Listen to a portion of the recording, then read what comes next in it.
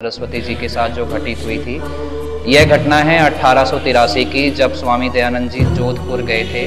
वहाँ पे राजा जसवंत सिंह जिनका वहाँ पे बहुत बड़ा महल था, राजा जसवंत सिंह के महल में उनको आमंत्रण मिला कि जिस प्रकार से स्वामी जी आप हमारे महल में आइए, हम आपके उस प्रवचन से, उस वेदों के प्रचार से और भी आगे कार्य करें। जब वो स्वामी दयानंद सरस्वती जी वहाँ पे पहुँचे, उन्होंने देखा कि राजा जसवंत सिंह एक नन्ही जान करके एक वेश्या थी, जिसके चंगुल में वो फंस चुके थे।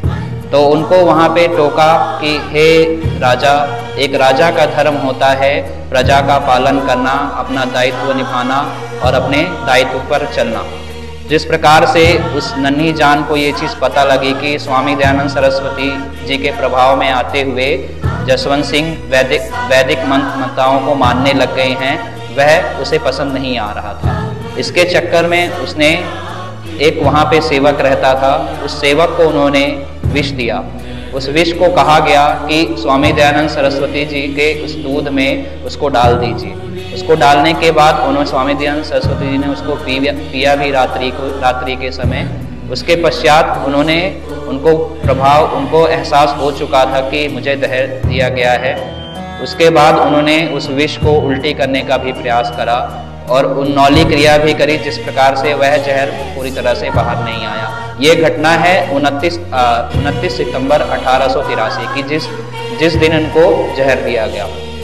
उसके पश्चात 30 अक्टूबर दिवाली वाले दिन अमावस्या की रात को जब उनको जहर का प्रभाव कुछ ज़्यादा पड़ने लगा, तो वहाँ पे सारे जितने भी जसवंत सिंह थे, डॉक्टर को सबको बुलाया उन्होंने वहाँ पे। और वहाँ पे एक डॉक्टर मौलाना थे, उनको जब बुलाया गया, उन्होंने दवाई में कुछ और जहर को मिला के और भी उनकी तबीयत को बिगाड़ दिया। इसके बाद क्या हुआ कि उनकी तबीयत बिगड़ती गई। तो एक घटना भी आती है कि जब उनकी मृत्यु जब वो निकट थी, तो उन्होंने वैदिक मंत्रों का उच्चारण करते हुए अपने प्राणों को कुंभक लगाया और अपने प्राणों को त्याग दिया।